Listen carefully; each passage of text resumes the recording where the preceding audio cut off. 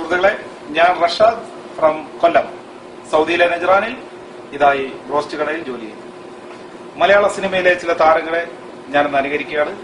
ആദ്യമായി നമുക്ക് സുകുമാരന്റെ കുടുംബത്തിലേക്ക് കടന്നില്ല. സുകുമാരൻ. അയ്യോ പാവം, വന്നാട്ടെ ഇരുന്നാട്ടെ.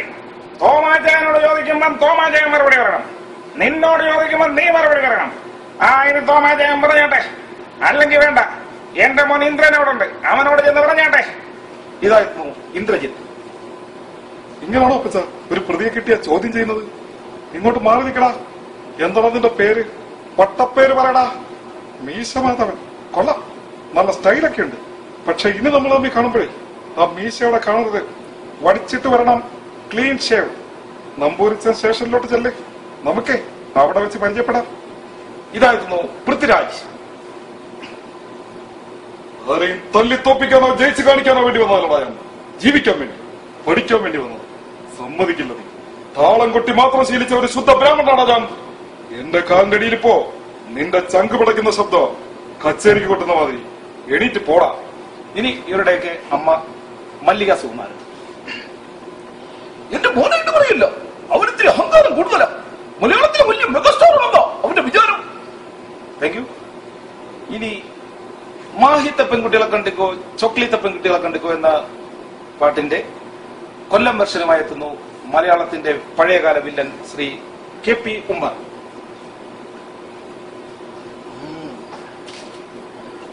മോളെ ശോഭേ, നീ കൊല്ലത്തെ ആമ്പിള്ളേരെ കണ്ടിട്ടുണ്ടോ?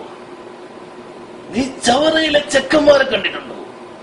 കണ്ടിട്ടില്ലെങ്കിൽ വാ, അങ്ങ് കരുനാഗപ്പള്ളിയിലോട്ട് വാ.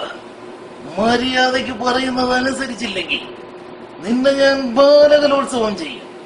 ഓർമ്മയിരിക്കട്ടെ.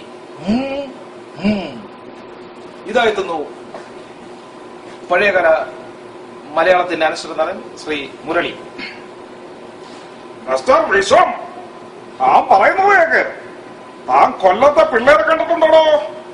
താൻ ചവറയിലെ ചെക്കന്മാരെ കണ്ടിട്ടുണ്ടോ? കണ്ടിട്ടില്ലെങ്കിൽ വാടോ, അങ്ങ് കരുനാഗപ്പള്ളിയിലോട്ട് വാ. അവിടെ തേവലക്കര എന്ന് പറയുന്ന ഒരു നാടുണ്ട്, നല്ല കിണ്ണം കാച്ചിയ ചെക്കന്മാരുടെ നാട്.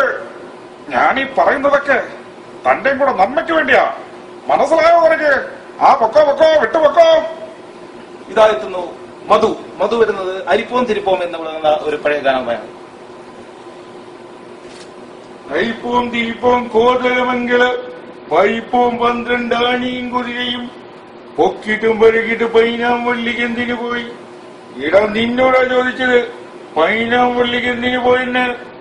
ഈ മേലെ നീ അവിടെ പോയതായി ഞാൻ അറിഞ്ഞാൽ നിന്റെ കാല് ഞാൻ വെല്ലുവിളിക്കും. മനസ്സിലാടാ പന്നി. പൊക്കോ.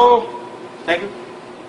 ഇതായെത്തുന്നു ലാലു അലക്സ്. ലാലു അലക്സ് വരുന്നത് നിന്നെ കാണാൻ എന്നെക്കാളും കാണും എന്ന് തുടങ്ങുന്ന ഒരു നാടൻ പാട്ടുമായിരുന്നു. പേഴ്സണലായിട്ട് പാടുവാ. നിന്നെ കാണാൻ എന്നെക്കാളും ചന്തം തോന്നും കുഞ്ഞിപ്പെണ്ണെ. എന്നിട്ടെന്തേ നിന്നെ കെട്ടാൻ ഇന്ന് വരെ വന്നില്ലാരും? എങ്ങനെ വരാനാടി മോളെ? നിന്റെ കാതിലാണെ കടുക്കനുണ്ടോ? കാലിലൊരു പാദസരം പോലും ഇല്ല.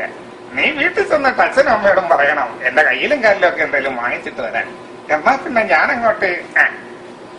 ഇതായെത്തുന്നു മലയാളത്തിന്റെ സ്വന്തം കൊച്ചിനനിപ്പ.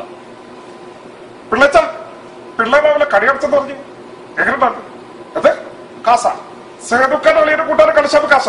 പിന്നെ അത് പതിയാളെ കളിശാപ്പ് വെച്ചൊക്കെ കുത്തി വളർത്ത് ഞാൻ. ആയിദ്രോസ് കത്തിയെടുത്താ കുത്തിരിക്കും. കത്തിയെടുത്ത് കുത്തിരുത്. എടാ പതി, നീ എന്തെങ്കിലും താഴേക്ക് വരില്ല, ഞാൻ കാണിച്ചതാ. എടാ പോലെ ശുക്രെ, നിന്റെ കഫലത്തിന്റെ കാര്യം ഞാനേറ്റ് കഫയിൽ അറിയാവുന്നത് വന്നോട്ടെ. ഒന്നാമത് സത്യം. ഇതായെത്തുന്നു രാജൻ പി ദേവ്. ഇട വെച്ച് കൈവരിന്റെ മോനെ, നീ ചേർന്ന് എന്നെ കൂടെ വൃത്തിക്കളയാന്ന് കരുതി. എന്നിട്ടിപ്പോ എന്തോ ആയി? എടാ മണവിടാഞ്ച, ഇതെന്തോന്ന് വായി നോക്കി നിൽക്കുവാടാ ബഹാരെ. Thank you. TS Raju. Joker എന്ന സിനിമയിൽ സർക്കസ് മുതലാളി അവതരിപ്പിച്ച TS രാജു. വിലാസറേ, നീയാണോ എന്റെ പോക്കറ്റ് കിടന്ന ബീഡി എടുത്തത്? സത്യം പറയണം, സത്യമേ പറയാവൂ ബാബു. അതൊക്കെ ചത്താലും ശരി, ശ്രുതി അവനെ വിടരുത്. അവനെ നമുക്ക് വേണം ബാബു. Thank you. ഇതായെത്തുന്നു കൊല്ലത്തിന്റെ സ്വന്തം വില്ലൻ കൊല്ലം തുളസി. എഴുതി ഏറടി ദേ ബാപ്പിങ്ങെത്തി. ഒന്നും പറയണ്ടെന്റെ ചാക്കോച്ചിയെ. ബോണാമിയിലൊരു ലേബർ പ്രശ്നം. നുള്ളാനും പറിക്കാനും ആളില്ലാതെ കുറച്ച് കൊളുന്നെല്ലാം കിടന്ന് മൂക്കുന്ന പോലും. നിന്റെ അപ്പനാണെ കൊടുക്കുന്ന വാശി. ഞാൻ ലേബർ മിനിസ്റ്റർ, ലേബർ സെക്രട്ടറി, പിന്നെ നമ്മുടെ MLA വരദരാജൻ. 9 മണിക്കൂർ മാരത്തോൺ ചർച്ചയല്ലേ ചർച്ച. എവിടെ? ഇതായിരുന്നു ശ്രീ ജനാർദ്ദനൻ. ഓ എന്റെ കർത്താവ്, എടാ എഴുതോ അടിച്ചൊടിയടാ അവന്റെ കാല്. എന്റെ അപ്പോ അവന്റെ കാലടിച്ചൊടിക്കാൻ പറഞ്ഞത് ദൈവത്തിനാണ്. അത് എന്റെ കാലടിച്ചൊടിച്ചത്. ഓ ഈ പത്രക്കാരെ കൊണ്ട് ഞാൻ തോട്ടെ. ഞാൻ എന്തോ ചെയ്യുന്നത് നോക്കി നടക്കുവേ. അപ്പ കൊടുക്കും പത്രത്തില്. എടാ നീ തങ്കപ്പനല്ലടാ, പൊന്നപ്പനാ, പൊന്നപ്പൻ.